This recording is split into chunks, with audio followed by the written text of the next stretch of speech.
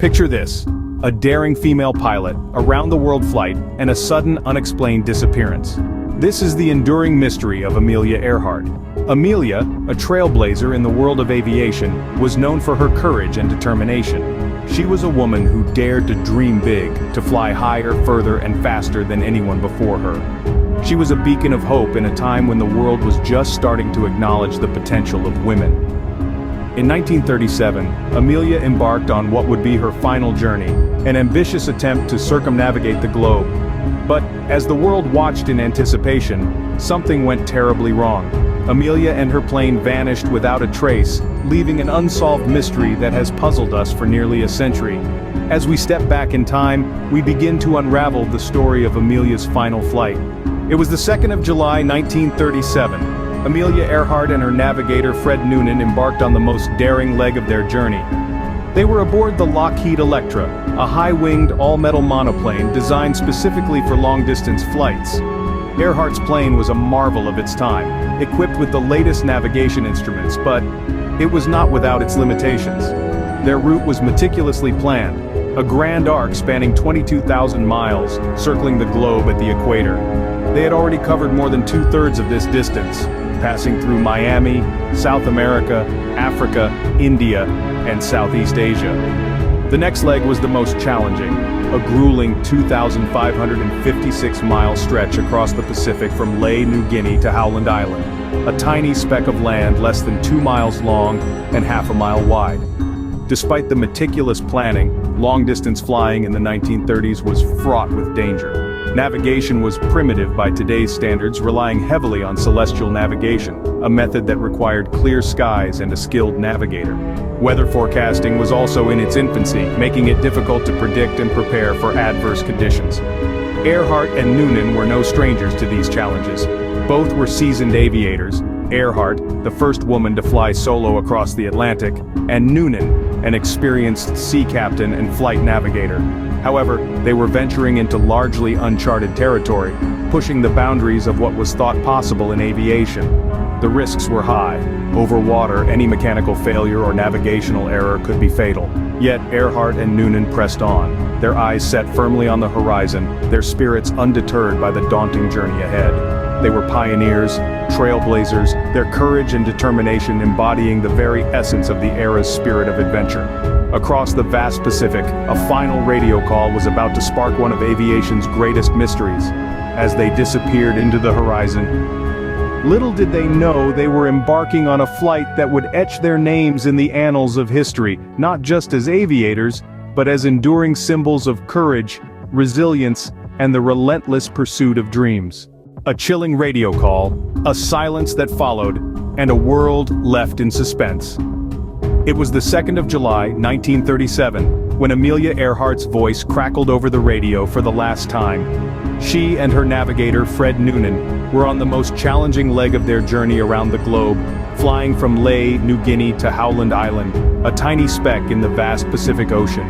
Their final transmission was a plea for help. Amelia's voice, strained with exhaustion and worry, echoed across the airwaves.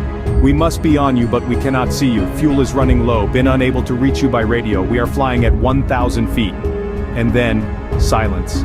The world held its breath, waiting for another communication, another sign of life. But it never came.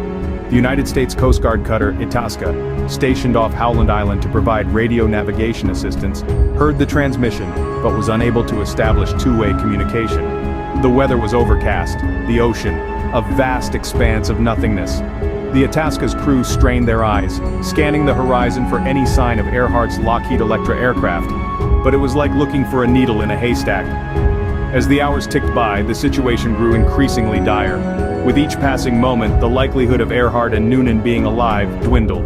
They were alone, lost somewhere over the Pacific Ocean with dwindling fuel reserves. Finally, when it became clear that Earhart and Noonan were not going to reach Howland Island, the largest sea and air search in U.S. history to that time was launched. For 17 days, the U.S. Navy and Coast Guard scoured 2,500 square miles of open ocean and uninhabited islands. They found no trace of the famed aviator or her plane. Despite the most extensive air and sea search in naval history, Amelia Earhart had vanished. The woman who had captured the world's imagination with her daring exploits and unflinching courage had disappeared without a trace, leaving behind a mystery that continues to captivate us to this day. Over the years, theories have abounded, each attempting to explain the inexplicable.